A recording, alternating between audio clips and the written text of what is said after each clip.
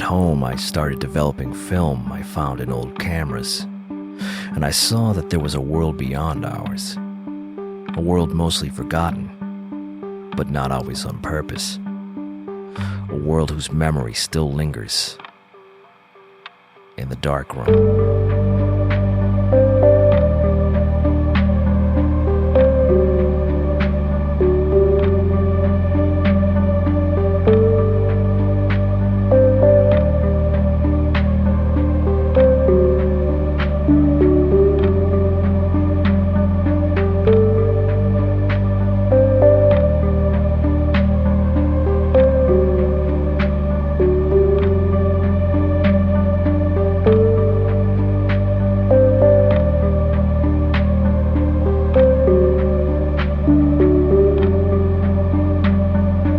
It was the weekend, and as usual, I found myself in an estate sale up along the coast.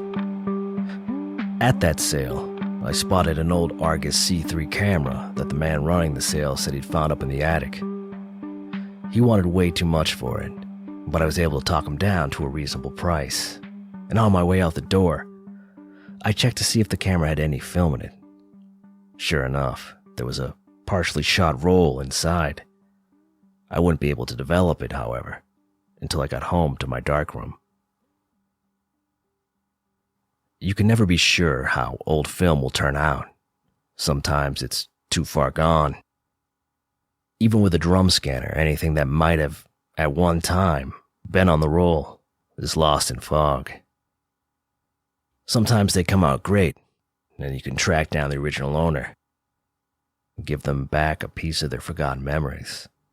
Other times, on the rare occasion, the film comes out, but what you get isn't something for the world to see.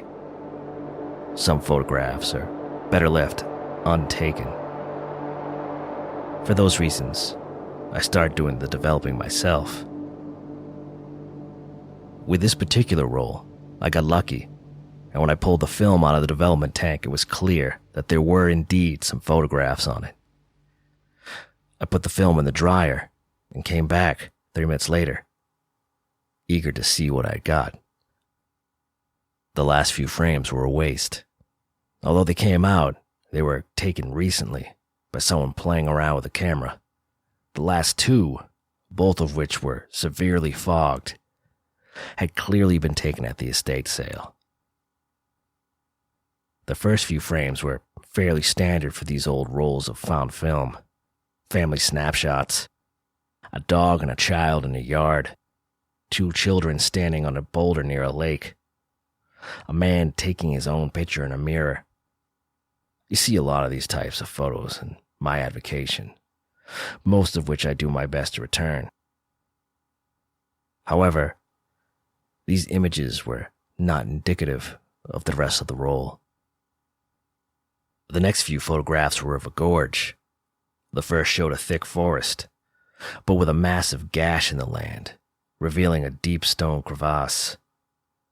The second showed the inside of the gorge, and, in the distance, a cavern opening. Instantly, I wanted to know more.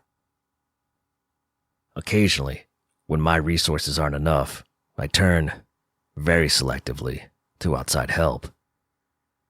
In this case, I showed those 2 photographs to a colleague at Muskie University. These were taken in the early to mid-50s, I told him, based on the film and its aging. I believe that these were taken someplace in New England, likely Maine, but I couldn't be sure. He told me that it wasn't a lot to go on, but if it was taken in Maine, I'd ask the best person I could have asked. "It's rare that you show these photos to anyone," he said as an aside. "I thought you'd given this up." I waved him off. "We all have our vices," I told him. He smiled and told me he'd get back to me if he found anything. About a week later, I received a phone call. "Interesting news," he told me. "There was an earthquake in the northwestern part of the state in 1956. There's not a whole lot of documentation. The incident was largely forgotten, but it seems like this quake opened up a large gorge, like the one in your photographs. Unfortunately, about 6 months later, there was a smaller secondary quake that caused an avalanche that sealed up the gorge again. Interesting, I said. What's more is that I took a look at the rock formation in the photos that you showed me. That exposed rock is old. Really old. You can tell that it was originally exposed thousands of years ago. It would be amazing to see what was in that cave. I think you should consider donating these photos to the university. It's possible that, with some research, that the gorge could be located and excavated. This could be of great benefit to the public. I would consider it, I told him. And with this, our conversation ended.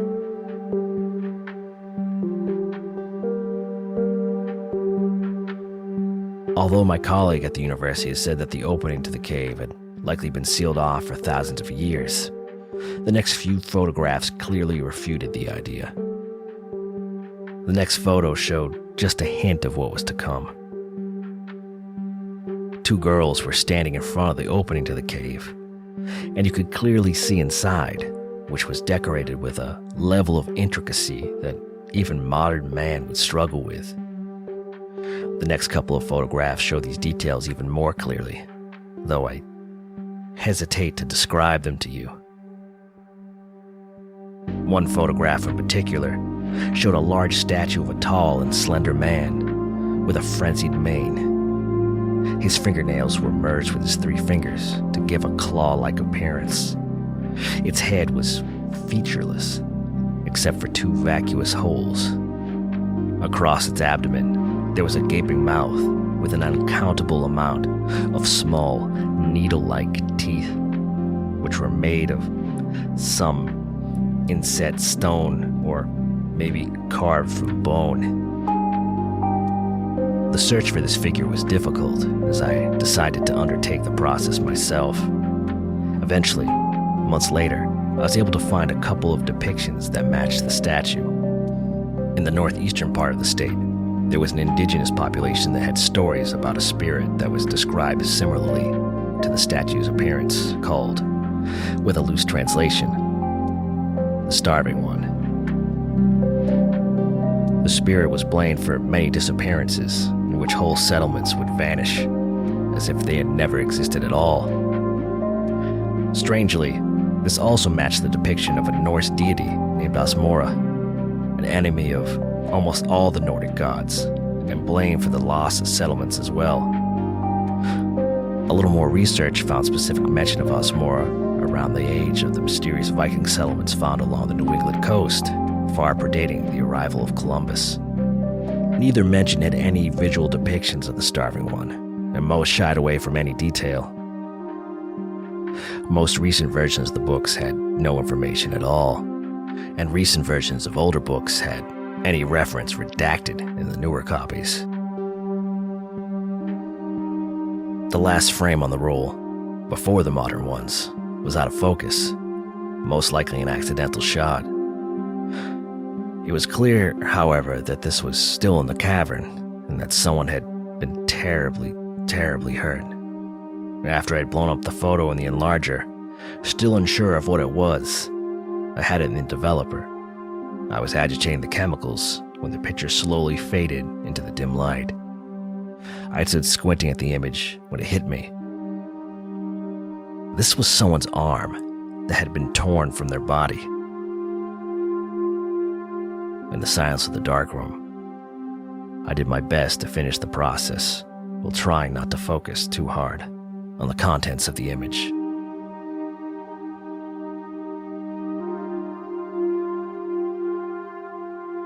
Aiding in my search for the owner of the film was a name inscribed on the inside door of the camera: Bernard Weeks. I was able to match him to a particular Weeks that had lived in Biddeford, a single photograph and address being all I was able to find. In fact, when I went back next week to the library to see if I could find more information, the register I had used previously was gone. I asked the librarian at the desk, but she could find no record of the register ever being at the library. Luckily, there was still information on a woman who lived at the same residence at the same time and was most likely his daughter. It appears that sometime after, she changed her name and was now living in a nursing home in Massachusetts under the name of Carol Shaw. When I went to visit Miss Shaw down in Massachusetts, I gave the receptionist a fake name. "May I ask the reason for the visit?" she asked. I told her that I was working on a history book for the town of Biddeford, where Miss Shaw and her family resided and were prominent residents. She said that she had no idea. They actually knew very little of Miss Shaw's background, besides that she never married. "Unfortunately," she said, "I don't think you'll get much out of Carol. She doesn't talk much, and she remembers even less." She apologized and excused herself for being so frank. "It's just so sad when they end up like this.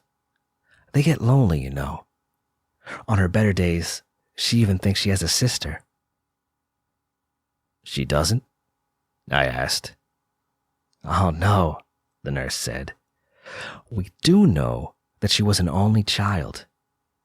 You seem surprised." I read that she had one. I smiled. It's a good thing I came here to make sure. The receptionist brought me to Miss Shaw, who was in the common area, and introduced us. "I'll leave you two alone for now. If you need anything, there's a nurse on duty at the station in the corner. I've already told her that you're here." The nurse left us. On our way out, the receptionist stopped at the aid station, and they both eyed me suspiciously. The old woman was farther gone than the conversation with the receptionist had led me to expect. She was unresponsive, both visually and verbally. It was as if we both inhabited two different worlds. I was gathering memories and she was losing them. After initial introductions failed, I pulled out the photograph of her and the dog from my bag and I placed it in her hands. Slowly, her eyes drifted towards it. "Is this you, Carol?" I asked. She said nothing. I gave her a moment to look, to take the photograph in. Then I took out the photo of her and the other girl on the rock by the lake, and I gave it to her. And I could tell that I was reaching her. She was coming back. "Who is this, Carol?" Her mouth began to move. She spoke softly, like a ghost. "Barbara," she said. "Is that your sister, Carol?" Again, softly. "Barbara." I took the photographs from her and gave her the one of her and the girl by the cave opening. She began to tear up, and I glanced over at the nurse's station to see if anyone had noticed, but she was busy. I leaned in. "Who is this, Carol? Is this your sister?" She nodded and openly began to cry. Again, I looked over at the nurse's station. Nothing. I pulled out the photo of the starving one from my bag and handed it to the old woman. Her face began to distort as she wept. I shot another look at the nurse's station, only to meet her gaze directly. She did not look happy. "What is it, Carol? What happened?" The old woman began to wriggle around in her chair. I handed the old woman the final photograph. She screamed.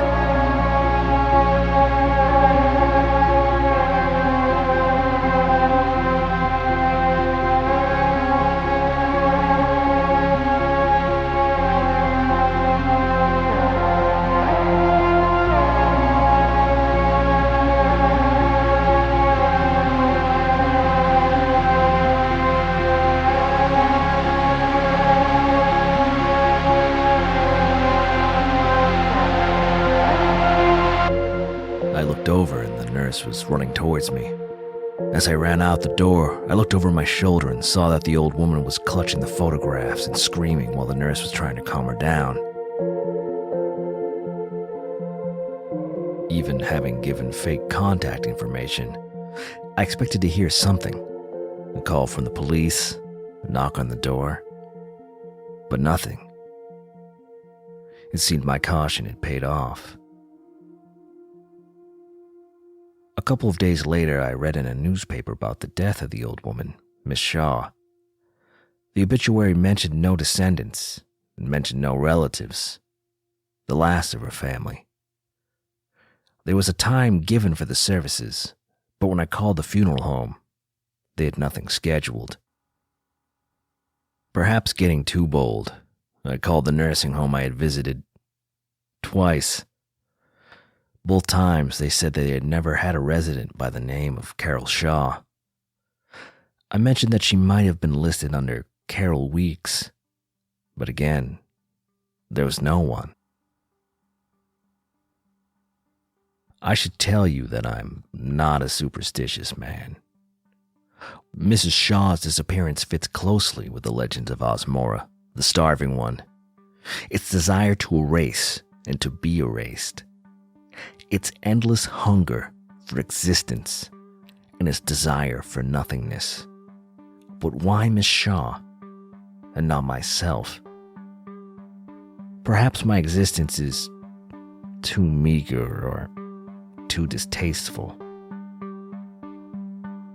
In the end, I decided not to make duplicates of the photographs I had left for the old woman. Truthfully, I couldn't bring myself to look at the negatives. And even now, sometimes I get the feeling that I'm being watched from a distance by a gaze that I dare not meet.